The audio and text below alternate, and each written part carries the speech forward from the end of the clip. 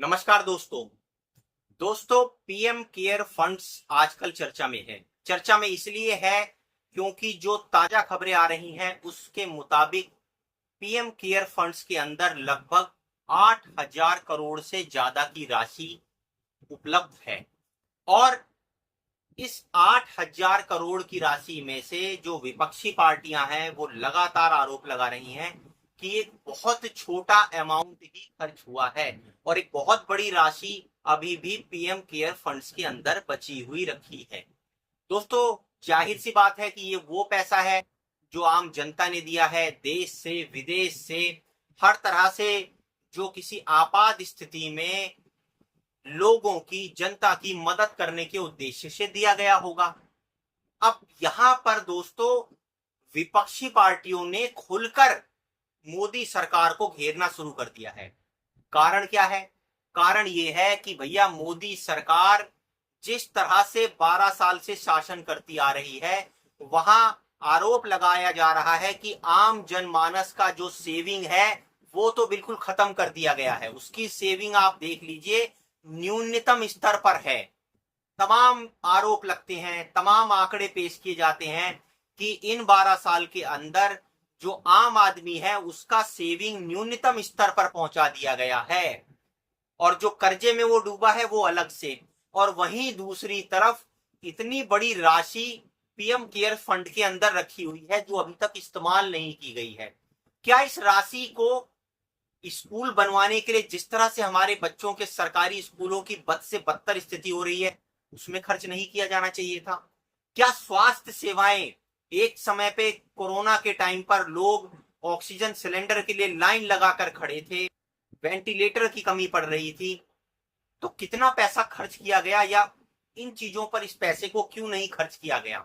आखिर इस पैसे को जमा कर कर किस चीज के लिए बचा कर रखा गया है? दोस्तों, ये सवाल लगातार पूछे जा रहे हैं, विपक्षी पार्टियां लगातार घेर रही हैं कि आखिर ये जो पीएम केयर फंड्स है, अगर ये सरकारी नहीं है या सरकारी है या प्राइवेट है, ये क्यों नहीं इसका ऑडिट सार्वजनिक किया जा रहा है कि ये पैसा किन लोगों से आया है, रिटेलर के अलावा किन किन लोगों ने, और जो बड़े अमाउंट में जो पैसा दान किया है वो कौन है, या ये पैसा जो है वो खुलकर कहां पर खर्च किया गया, इस सब के बारे में स्पष्ट तौर पर जानकारी नहीं देने का आरोप पड़ा जा रहा है।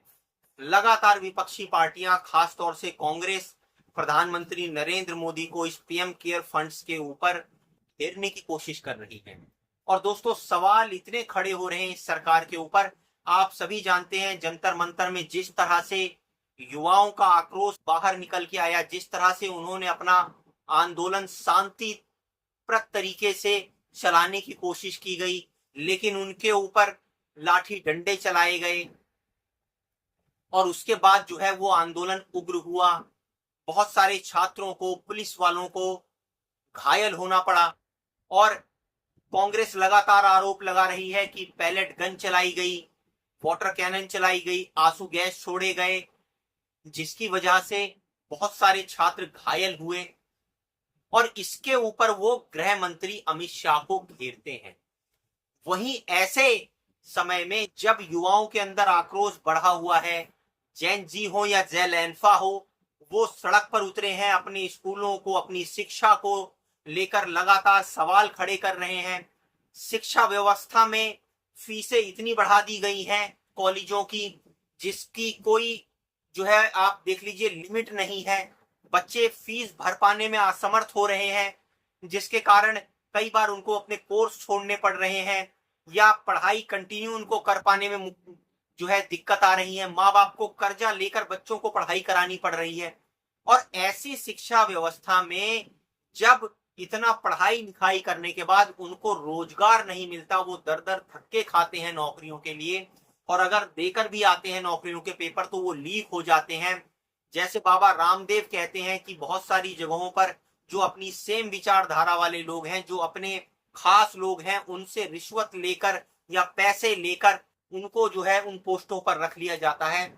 तो आक्रोश तो दोस्तों पैदा होता है युवाओं में, और आक्रोश इस बात को लेकर भी होता है कि आखिर जिन वादों को कर कर प्रधानमंत्री और बीजेपी सत्ता में आई थी कि हम अच्छे दिन लेकर आएंगे, क्या वो अच्छे दिन शिक्षा में आए? क्या वो अच्छे दिन स्वास्थ्य में आए? क्या वो अच्छे दिन पीएम केयर फंड्स को देखकर दिखाई पड़ते हैं? हो सकता है पीएम केयर फंड्स के अच्छे दिन आए हों, लेकिन बच्चों के, युवाओं को के स्कूल में पढ़ने वाले छात्र छात्राओं के क्या वास्तव में अच्छे दिन आए? आम आदमियों के क्या अच्छे दिन आ पाए? ये सवाल का जवाब मैं आपके ऊपर छोड़ता हूं। कमेंट कर कर हमें इसका उत्तर जरूर दीजिए दोस्तों। धन्यवाद।